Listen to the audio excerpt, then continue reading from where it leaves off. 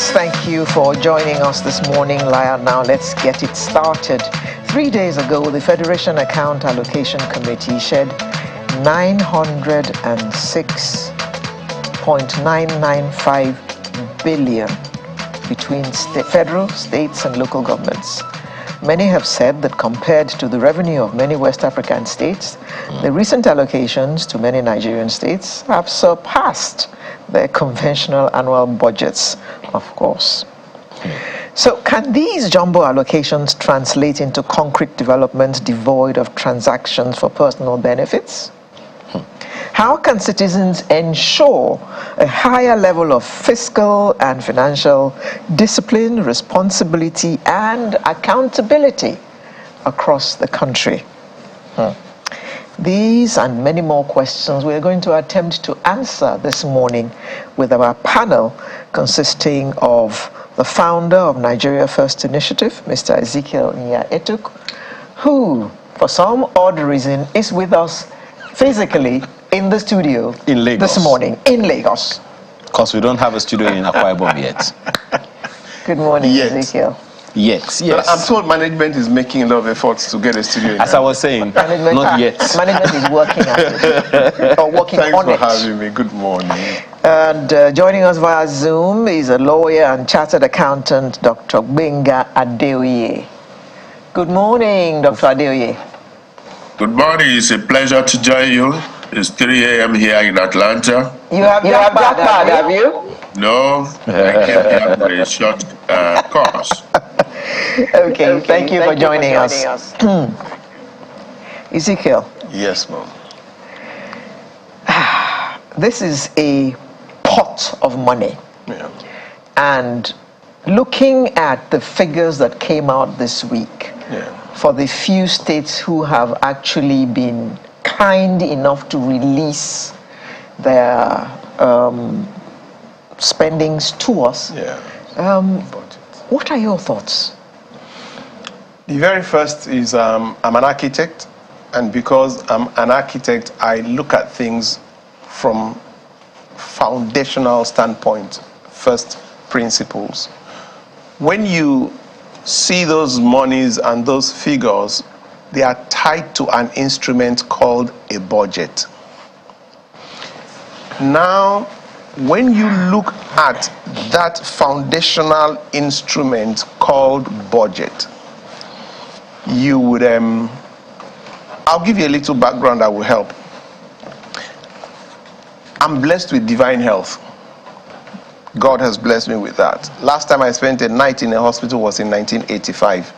But I can stay for a year, 6 months, without having headache. But I had migraine for 3 days for the first time in my life. You know what it came from? I wanted to run for governorship, so I decided to take a budget and study budget for 5 years. And what I had was a nightmare. I felt I was going to die. One of my friends came and he saw me and he said, "Sir, do you want to be governor or you want to be academician?" I asked him why. He said, "Why are you doing this? This is not what you do to run for an office." And I said, "Why do I run for an office if it is not to make a difference?" And you cannot make, one of the most important instruments that we have is budget. It's so important that it forms the basis for impeachment of a president for going outside what has been appropriated. It is that important. And yet such an important document, if you study any budget, it is a formality. It's a piece of paper that actually means nothing. When you see that as the foundation, you now come to phase 2, which is the spending. A budget is an instrument that gives you the avenue to spend the money you want to spend. And when that avenue is a formality, it means that you just want something that allows you to get access to the money and you do it as you wish. And your intendment cannot be for the development and good governance. It has to be for politics where you look for money to keep for election. It's a vicious cycle that unless we actually sit down and painstakingly listen and follow, we would keep having this discussion that we're having. Well, my apologies. You know, what you just said now about politics being an opportunity or an avenue to just look for money for elections is one of the troubling issues that we have to raise in the course of the week. But let's take Dr. Adeoye's opening comments on this issue. Dr. Adeoye, one of the challenges that we've had over time, and a number of civil society organizations have tried to make an issue of it, is transparency in government spending. There's this state's audit efficacy reports, usually produced by PLSI, led by one civil society organization in the country. And they've been doing this for a few years. I don't know if you have seen any of those. In the current one, Lagos State, for instance, is said to be number 18 on the list. And you wouldn't even believe, I think it was, is it Akwa Ibom or so, is topping that list. So I'm wondering, first of all, in terms of transparency in government, what are your thoughts? How well would you say we're doing? Okay, like my friend, the architect, mentioned, he was talking about foundation. The first thing we need to consider before you go to transparency and accountability is to look at the 8 components of good governance principles. So you must start from efficiency and effectiveness, because transparency and accountability is coming as number 7 and 8. And that was the whole thing I did during my PhD research across different continents. Now, if you don't have efficient and effective people in government, forget about transparency and accountability. Wow. It means that you are having round peg in round holes. It means that you have people who know how to do things according to laid down principles, or people who know what to do even if it is not written down in any document. Number 2 is rule of law. If you don't have rule of law, forget about transparency and accountability. The third principle is consensus oriented. Architect Etuk was mentioning about budget as a means to just get money. Now, consensus oriented means that you're going to ask people, for those of you at channels environment, government and say, oh, I want to spend 10 billion in your area to build a hall. You are going to say, no, we need road and water. So you've got to carry the people along to decide what they want from you. Number 4 principle is participation. You've got to engage everybody, whether literate or illiterate, young and old, students and working class, private sector and public sector people. And then the 5th principle is inclusiveness. You have to include everybody. And then number 6 is equity. Take, for instance, in my state, if you budget 60 billion to do project in my state, and then you say, okay, I'm from the Central. The Central is the largest portion, which is Egbaland, Abeokuta, and the rest. And you say, okay, we spend 30 billion in Egbaland, and then we go to Ogo East, Ijebu, and Remo side, and you say, oh, we're going to put 29.5 billion there. And you say, Ugo West, Yewa people, where are you people going? You don't need road, we're not going to give you. Do we need to do anything in your school? No, we're not going to do it. After all, you are close to the border. So continue to do smuggling. And then we spend 500 million to go and build palaces for kings there. So it means that there is no equity in that. Before you now talk about transparency, transparency is talking about you telling us how much you have received, how much income you have made, and then you give what we call notes to the accounts. Breakdown, taxes, federal allocation, and then you break down the taxes. Pay as you earn, stamp duty, land approvals, licensing, advertisement. And then we now go to accountability.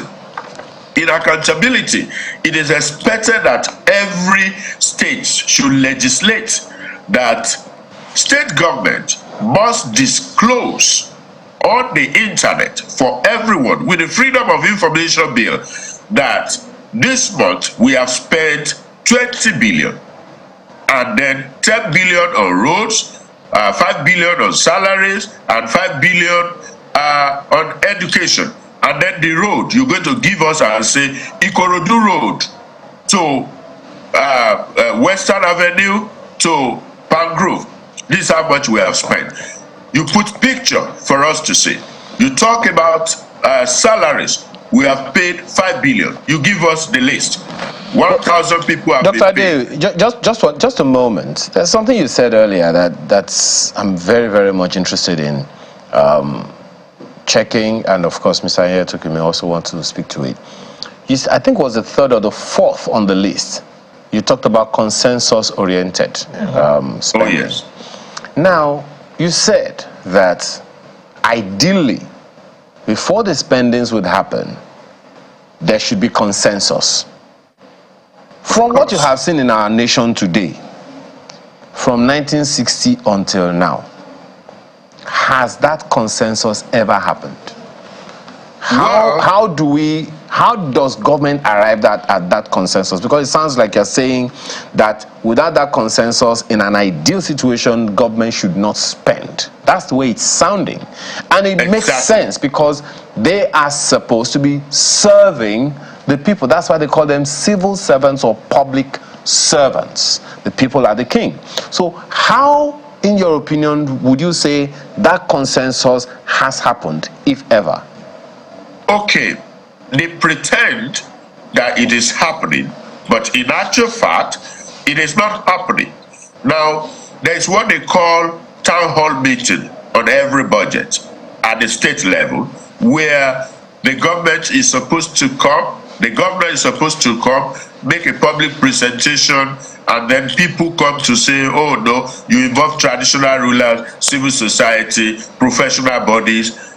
But again, the people that ought to do the work of ensuring the third principles of good governance is adhered to is the lawmaker. Therefore, so if you look at every state, for example, we have 3 senators covering the entire state. Now, when the federal government, which is the executive arm of government, brings the budget forward into the National Assembly, it is expected of them to say, Mr. President, sorry, you said you were going to build hospital in so state. Can I tell you, we already have 3 hospitals in that place. The problem of that place now is that we don't have a good roads. I'll give you an example. In my town, in Abeokuta, we have a Federal University of Agriculture. You cannot drive from a place called Camp to Federal University of Agriculture without repairing that car after 2 weeks.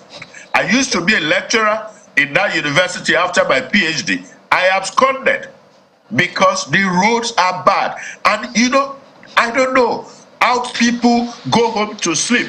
So consensus oriented is a place where the lawmakers are not selfish, but rather than do their job, they pad the budget. I'll give you another example. In my state, the only train station that is effective is the Wole Soyinka train station in Abeokuta.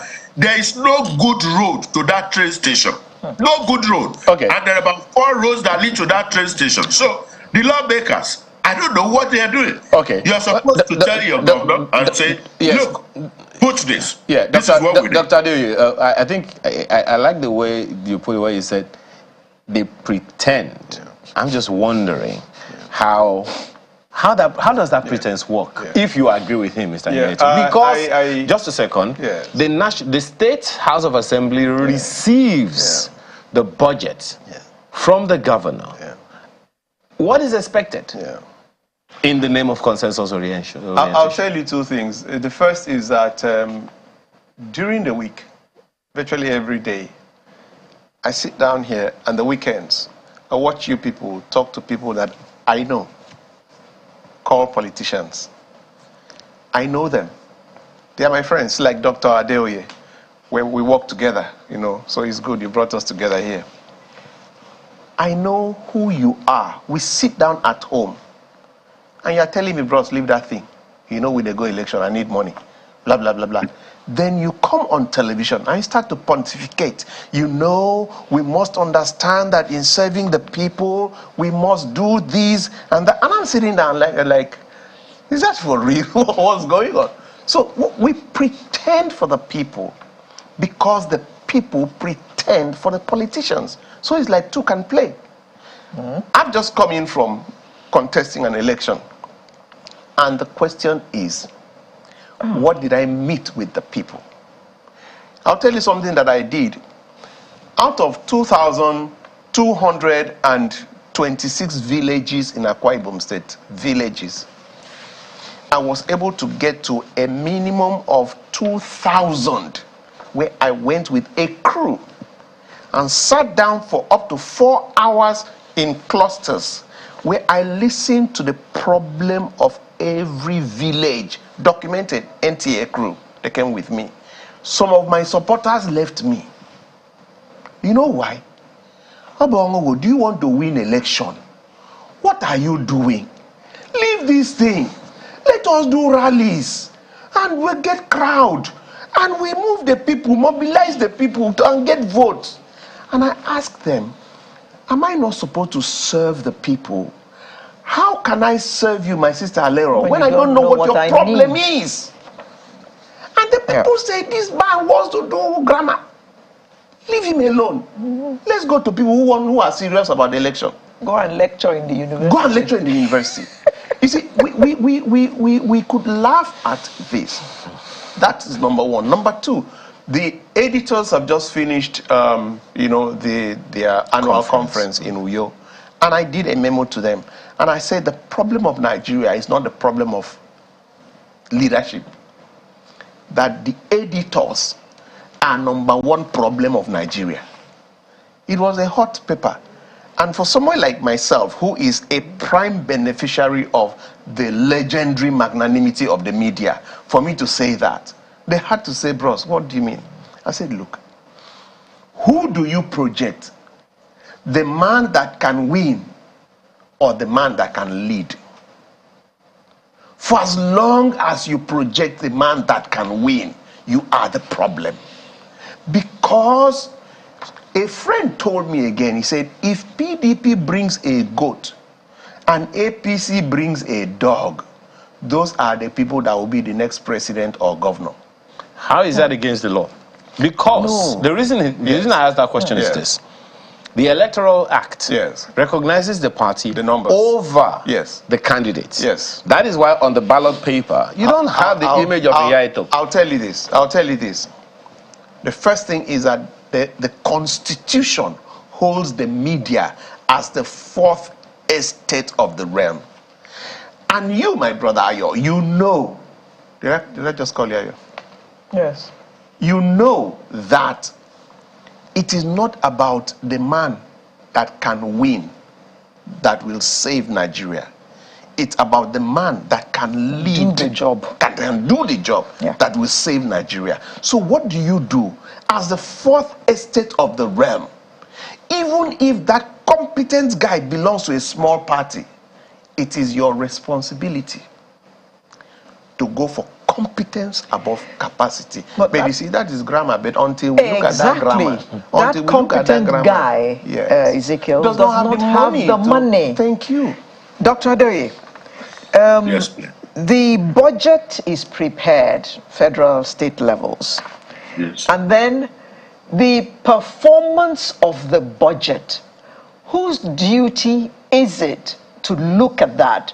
Because Ezekiel mentioned something when he spoke earlier, which I read to mean the power of incumbency, that the incumbent can put his hands in the state coffers and pull out money as he pleases to save for the next election.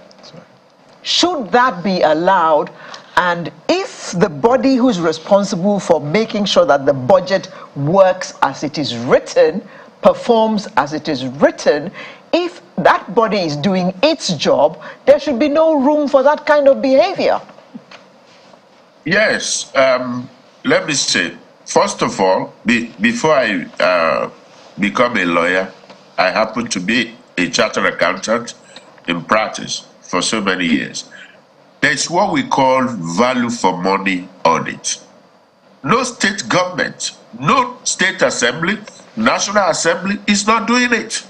So what they do at the National Assembly, apology to those of them that are good guys, they tell you they are doing oversight function.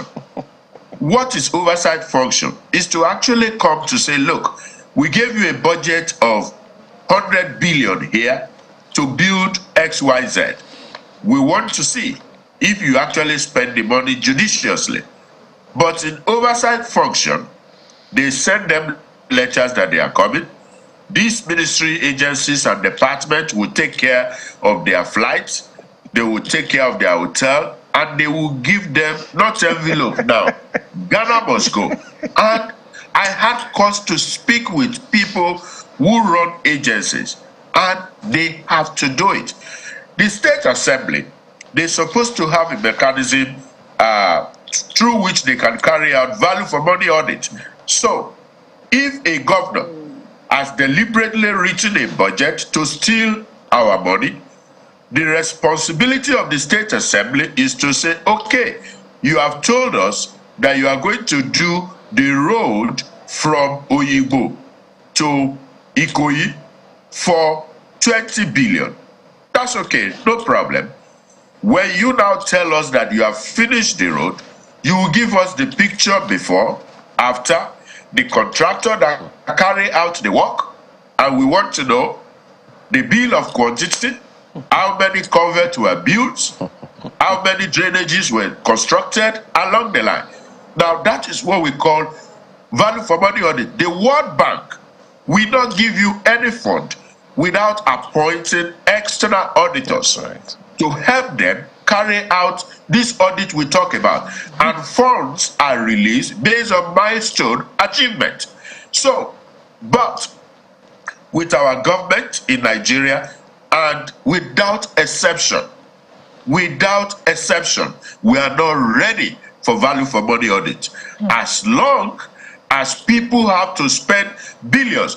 Architect Etuk and myself, we were so passionate about development, we were so passionate about our country, about our respective states. He was desiring to be governor in Akwa Ibom. That's true. I was looking at my state with cry and say, Lord, how can we develop our state?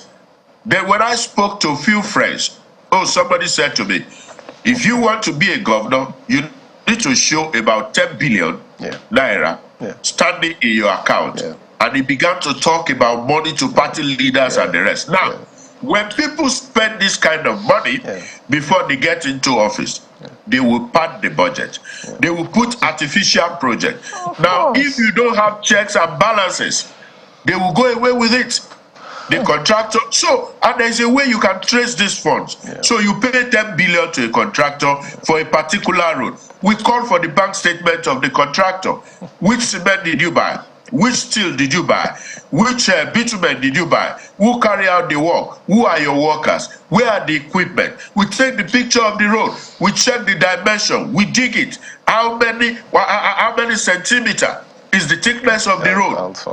And we will know. So the State Assembly and the National Assembly that ought to do to appoint value for money auditors, experts, quantity surveyor, chartered accountant, different experts to carry out this audit. They are not doing it. I'll give you an example. Channels Television came into Nigeria when?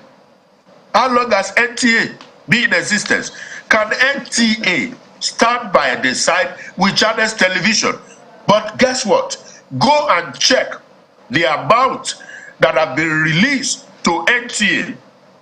It may be times 10 of what you have received in your lifetime. 50. And yet, their broadcasts, their programs is not appealing to the people. I'm not sure, Dr. Ade, I'm not sure that, many people will agree with you. For instance, they will not agree, but you know what I'm saying. Dr. Ade, I think for anyone watching to assess the efficacy of, the platform he's talking about, I think that's on channel 419 on DSTV, but hey, that's another matter altogether. 419. What? That's the channel. I'm just saying. So, the morning tells the day. The subject matter is transparency. Yes. And a good number of the things that both of you have spoken about this morning points to the fact that in the first place, you can't be transparent. That's the way it's sounding to me from both of you. The way it's sounding to me is like you're saying you cannot be transparent if you didn't have consensus in the first place. For instance, a good number of the issues that came out from Lagos State and a number of other states in the Southwest and even in the Southeast, they weren't something that had to do with the people. One of the issues raised was that of perfume or fragrance for an office. Not perfume, it's fragrance. Whatever. Otherwise known as air freshener. Air freshener for 2 billion or something? No, 2 million. 2 million. 2 million. Well, it was corrected. They say it's a mistake. Yeah, typo. A 3-digit typo. We're learning a new understanding of We'll come back now. to that one. And the bulletproof I'm still wondering how that is playing out. But the point that I'm making is all of those things that people are picking on, they aren't, and they're big budgets. First of all, a good number of them I saw are under the office of the chief of staff, I think about 5 or 10. None of those issues raised, indeed, from what I saw, very few of them, had to do with developmental projects, infrastructure projects. So how can you expect, expect transparency when in the first place there aren't things to do with what Dr. Adeyo is talking about, the number of cement used for building this one and that one. So is there a fault in the budgeting process in the first place? No. It's called the concept of the essence. That's what I call it. essence. The concept of the essence. Okay. What do I really want? What does who want? What do I, the person, what do the public really want? Okay. What does the public officer really want? Oh. Yes, the concept of the essence. So what the public officer wants, you must understand what he wants. Why compared to what the public... Thank you. That's it. Why did President Tinubu, in his heart of heart, want to be a president? Why? Why did Sanwo-Olu want to be governor? In his heart of hearts. Why? Why did Umoeno want to be governor? That concept of the essence is what's going to determine his... I'll tell you something. 2 people were given blocks to count. One, 1,000 blocks. The other one, 100 blocks. You would expect that the man that was to count 100 blocks would just boom, boom, boom before he can. But the man that was to count 100 blocks didn't want to give the answer. He wanted the answer to be different. The man that was to count 1,000 blocks wanted the answer transparent, accountable, open. You know what he did? As soon as he came in, he said to the people, stack the blocks in stacks of 50, 50, 50. The people stacked the blocks. Within a minute, he just 1, 2, 3, 4, 5, 6, 7. The last one is short by 1. So it is 9,999. The answer is boom. But the one that was to count 100, he told the people, you know what, scatter it. Scatter it 100. So he said, he's pointing to 1, 2, 3, 4, 34, 35. They say, sir, you have counted that one before. Okay, no. So you start again. 1, 2, 3. 2 hours. They are still trying to count 100 blocks because he didn't want the answer. So when you come to budget, I want money. I want money for election. So guys, how do I get money? So what do they start to do? They start to do abracadabra, where they appear confused. They are not confused. They know exactly what they are doing. So you, that is the public, the office of the citizen, that you want good governance, what do you do? Ayo, when you saw my name, something would have occurred to you. You could have called the producer and said, no, please. The last time we interviewed this guy, he was completely wacko. There's something wrong.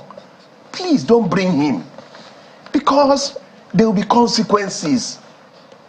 Now, the producer does not listen to you. He brings me. And all I'm doing is looking at the television, and you are asking, sir, I'm looking because I came here to look good, make Nigerians see me. So Nigerians, are you seeing me? But at the end of the day... You need to get this. At the end of the day, who you put on the seat, what you will have is not what you want, but what that person wants. Okay, so now in this regard of what you said... And just to conclude, our politicians are not there for service. We'll come to that. Most of them. Because at the end of the day, that's the only route through which anyone comes into leadership in the country. Now, you pointed accusing fingers at the media the other time. We are a part of. Which you are a part of. So you are equally guilty. Very. Because when you say you, for instance, you referenced the Guild of Editors and the rest of them. In the first place, you know that if the editor has, say, 1,000 stories, sifting through is an issue. He has 6 considerations to make. Now, for whatever reason he comes up with whatever it is that he comes up with, the media has been milking the issues that are arising from the states. So what exactly could the media have done different? I'll tell you. They could have as a policy. You see, Channels has as a policy quality. There is somebody that will pay you 20 million to come on a program, and the manager will say no. It is our ethical standard. We will not. If the media, as the fourth estate of the realm, has it that we will take it as a mandate to sift out who can lead, no matter it's like how does that happen? Thank you. When the political platforms are the ones that throw up the candidates. Yes. We have the media that you are shooting at has been raising issues about the resident electoral commissioners that are card-carrying members of a political party. So what should the media do? I'll tell you what it is. If today the media decides they will focus on giving Nigeria the best president or best governor come 2027, and they start a program now of talking about, I'll tell you what a guy says in Borno State. He said that about 18 people wanted to be governor. So the elders came together and put up a pre-qualifying, a kind of profiling of who they be. He said about 8 of the 18 people stepped down. Because when they saw this is what we are going in for, they know say, with all their money, they no go fit. So the media should set an agenda as fourth estate of the realm on competence, capacity, capability for Nigeria. They want to recruit a CEO for Nigeria. Do you know what happens? Parties, including the 2 big parties, say, oh boy, if we bring monkey, maybe I know they sell again. No. Anyway, let me ask Dr. Duke. You want to? Yes, I'm wondering about that. Even if the media sets that those criteria, Dr. Adeoye, and the political parties do not adhere by that, but they have the money to move and shake, how is it going to work? Well, I think the role of the media is complementary. It's not going to be a sole service to the nation. I just read to you the principle of good governance. This was formulated by the World Bank in the 80s, when military incursion became popular in Africa. And they were saying that whoever is going to be a leader in any country must possess efficiency and effectiveness. His personality, his education, as the basic that we must look at. Now, when you have people who do not have the right education, the right experience, the right character, as the people coming forward, the media will have to come and tell the public that, look, this gentleman has so qualification. We have got to verify. We didn't find it so. Can the political party come to tell the public, answer this question? This gentleman has so experience. This gentleman was accused of so and so. Now, these are areas that the media will play their role. And then the political parties now have to up their games by ensuring that whoever is going to be the flag bearer for their party possess the right qualification, the right experience, the right character. Somehow, I believe that those that are stealing our resources, whether at the state level, the federal level, they are not actually disappointing us, because we have looked at them, we have listened to them, we know what they can do. I have seen a governorship candidate that pride himself in showing to the public the number of expensive cars that he has. That this car is 300,000 pounds. This one is this. And I said, look, are we playing here? Are we jesting? And you have these are people who want to lead. We have seen people. Sorry, Dr. Adoye, we're running out of time pretty fast. How then can we make it happen when our constitution says that to be president of Nigeria, all you need to have is a school certificate? You don't even have to pass. We have to you can be change the law. F9 all the way down, and you can still be president of Nigeria. You can have a program on channels, and you talk to all the media association, recruiting the CEO of Nigeria, as Architect Etuk said, the requirement. And then we begin to promote it. It's an advocacy program. Yeah. And we say, these are the kind of people we want. Yeah. Then you can have some sample and say, we don't want this. And you begin to promote it until the lawmakers. But guess what? Incidentally, Dr. Ade, as Alara said, we are completely out of time here. Essentially, what it sounds like, because this issue you raised, it's been our agenda for quite a while. Whether or not anyone will adhere to it, that's another thing altogether. But if I'm to take your last comments on this issue, where do we go from here? Number one, we need to pass a law, both at the federal level and at the state level, on accountability and transparency. Government revenue. Who's going to pass it? The National Assembly and the State Assembly. We will begin to tell them, pass this law. You must disclose to us what you have said, and you give breakdown. That's what we call notes to accounts. So if you say fixed asset, you must break down and say fixed asset, motor vehicle, building, plant and machinery. And when you say plant and machinery, you must give us bulldozer, payloader. You give breakdown. Okay. Mr. Yeto. Yeah. Where do we go from here? I want Nigerians to know that the salvation of this country is not on leadership. It's not on National Assembly. It's on the office of the citizen. We have to come together, agree that Nigeria must be saved, and make demands of us as a people. We must put up certain pre-qualifying, criteria on leadership. That advocacy by the office of the citizen, which is led by the media.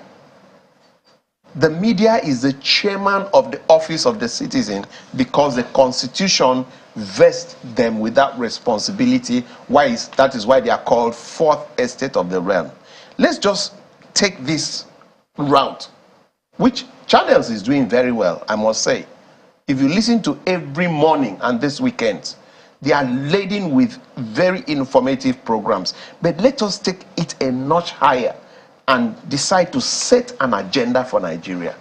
Ezekiel Nya-Etok, founder, Nigeria First Initiative, who was in our studio in Lagos, and lawyer, chartered accountant, Dr. Benga Adeoye, who joined us virtually from Atlanta. Thank you very much, gentlemen, for coming to look at this topic with us. Well, your ideas are... Well, we've listened to them, but will the National Assembly do, or the state assemblies do as Dr. Adeoye has advocated? That is the big question. Please, let me just ask a question. What do we do to a lady who, instead of getting older, gets younger? Well, that's Sunrise a matter will be for right National back Assembly. in just a moment.